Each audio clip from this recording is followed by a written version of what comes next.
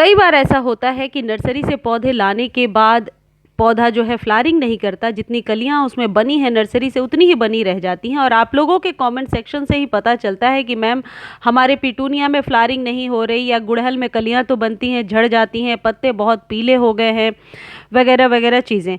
तो आज के वीडियो में मैं 9SA फर्टिलाइज़र के बारे में आपको बताने वाली हूँ, जिनका इस्तेमाल करने से आपके पौधे बहुत ही स्वस्थ रहेंगे। और मैं भी इन्हीं फर्टिलाइज़र का इस्तेमाल करती हूँ। देखिए, ये गजानिया है, इनको यदि उचित पोषक तत्व आप दे देंगे, सर्दी वाले जितने भी ये प्लांट्स हैं ये मई तक बहुत ही अच्छी फ्लावरिंग करते रहेंगे। कैलन कोई परमानेंट प्लांट है, ये डहलिया है, ऐसे बहुत सारे प्लांट हैं, जैसे डायंथस है, या फिर परमानेंट में गेंदा है, गुड़हल है, अपराजिता है, मोगरा है, इन सब पर आप इस्तेमाल कर सकते हैं इस फर्टिलाइज़र को। और ये जो फर्टिलाइज़र है ये पूरी तरीके से ऑर्गेनिक है, और वह है अदरक। अदरक तो सभी के घरों में आता है, मीन्स बहुत इजीली अवेलेबल है। ये अदरक का 2.5 इंच का टुकड़ा है, जो आपके 10 से 15 गमले पर बहुत ही आसानी से यूज़ में आ जाएगा। इसको क्या करना है, आप अदरक को कूट लीजिए और 3-4 घंटे के लिए पानी में भिगो दीजिए। भिगोने का सेंस बस यही है कि इसके अर्क को पानी में अच्छे से मिला लेना है, क्योंकि इसके लिक्विड फर्टिलाइज़र को हमें यूज़ करना है। इससे क्या होगा, जो इसमें पोटेशियम और फास्फोरस की मात्रा है, या जो आयरन और कैल्शियम है, वो आपके पौधे को मजबूत तो बनाएगा ही, साथ ही साथ हर 3 से 4 दिन पर जब हम इसका स्प्रे करते हैं या जड़ों में डालते हैं तो पौधे स्ट्रॉन्ग बनते हैं। अब एक चीज़ आपको इसमें मिला लेना है, वह है हल्दी। हल्दी के बहुत चमत्कारिक फ़ायदे हैं पौधों पर। हल्दी पर मैं अलग से एक वीडियो आपको ज़रूर बना करके बताऊंगी। हल्दी के 9 से भी ज़्यादा फ़ायदे हैं पौधों पर। 1 चम्मच आपको हल्दी मिला लेना है 1 लीटर पानी में, और फिर अपने सभी उन प्लांट्स को दे देना है जो प्लांट कुछ इस तरीके से आपको सर्दियों में मुरझाए हुए नज़र आ रहे हैं।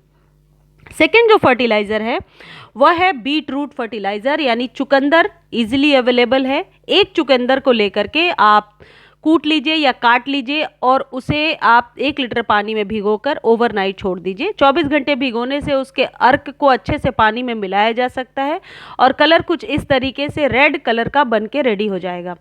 सर्दियों में आपको पता है कि हमारे प्लांट के पत्ते पीले क्यों पड़ते हैं, क्योंकि आयरन की कमी हो जाती है, मैग्नीशियम की कमी हो जाती है। ये जो चुकंदर है ये पौधों में लश ग्रीन पत्तियां लेने में आपको हेल्प करेगा। जो पौधों की स्टेम होती है उसको मोटा करेगा, यानी फॉस्फोरस की मात्रा इसमें बहुत ज़्यादा है। देखिए, इतना यदि रस ले लिया तो इसमें हम आधा मिला लेंगे, मीन्स हाफ यदि चुकंदर वाला फर्टिलाइज़र लिया है लिक्विड फर्टिलाइज़र, तो हाफ इसमें पानी मिला लेंगे। ये 24 घंटे पुराना है, इसलिए हाफ हाफ का रेशियो रखना है। लेकिन यदि ये 3-4 दिन पुराना होता तो फिर आप इसमें कम से कम 3 भाग पानी भरते, और इसे आप हर उस प्लांट को दे दीजिए जिसमें अभी कलियां बनने लगी हैं। जैसे मेरे ये गुलाब में आपको दिख रहा है कि अभी नई कली बनी है। ऐसे में यदि पौधे में जब नई कलियां बनने लगती हैं तो आप केमिकल फर्टिलाइज़र दोगे तो कई बार मैंने देखा है, बल्कि 99% केसेस में देखा है कि पौधे मरने लगते हैं। इसलिए हमेशा ऐसे स्टेज में ऑर्गेनिक फर्टिलाइज़र का ही सहारा लेना चाहिए। एक तो इन फर्टिलाइज़र का कोई साइड इफ़ेक्ट नहीं है, सबसे अच्छी बात है। देखिए, यह है मस्टर्ड केक, यानी सरसों की खली।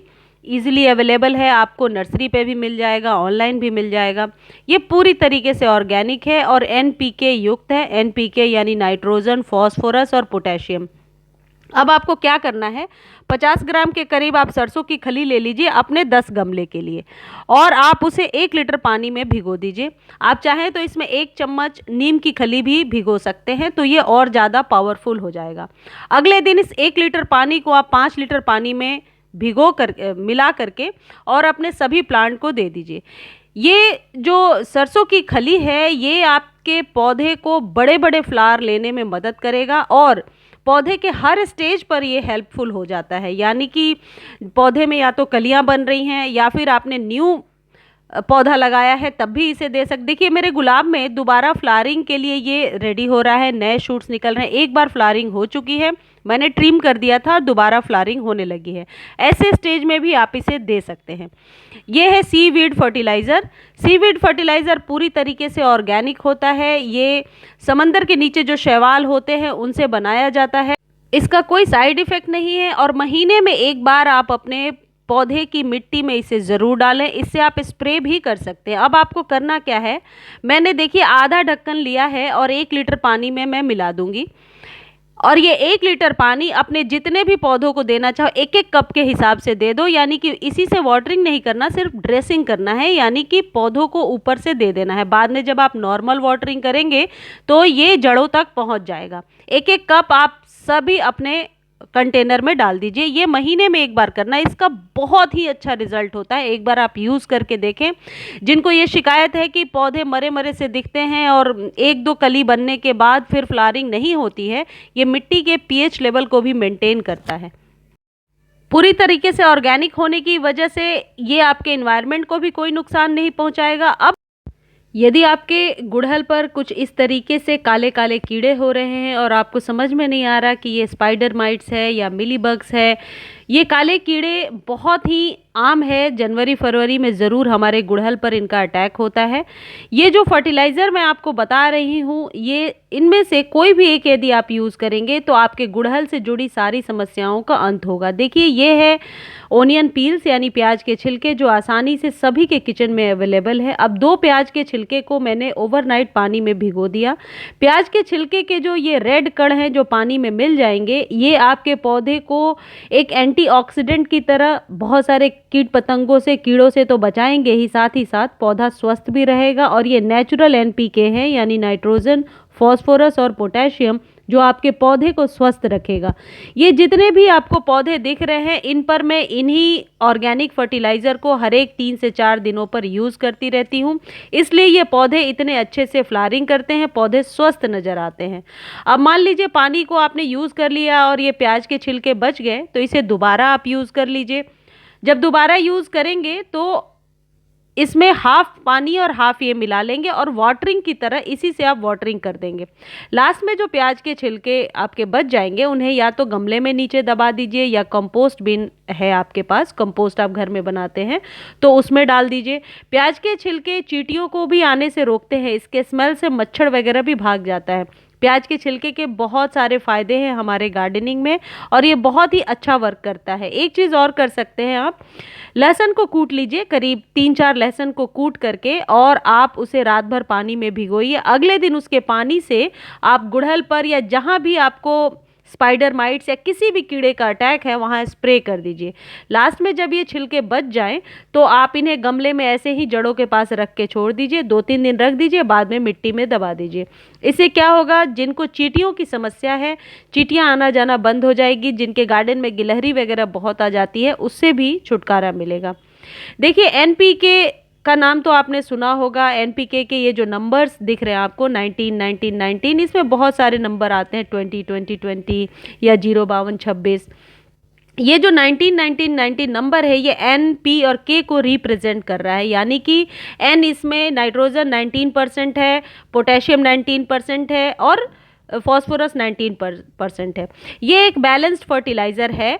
ये पौधे के हर स्टेज पर दिया जा सकता है, लेकिन इसका ओवर फर्टिलाइजेशन आपके पौधे को ख़राब कर सकता है। हालांकि पन्नी पर इसके जो पैकेट है उस पर लिखा हुआ है ऑर्गेनिक, लेकिन ये ऑर्गेनिक नहीं है, ये केमिकल है। इसमें हाफ टेबल स्पून आप 1 लीटर पानी में भिगोएंगे और महीने में एक बार आप अपने सभी फूलों वाले पौधे या लिफी प्लांट्स या इंडोर और आउटडोर सभी जगह पे आप इससे स्प्रे कर सकते हैं।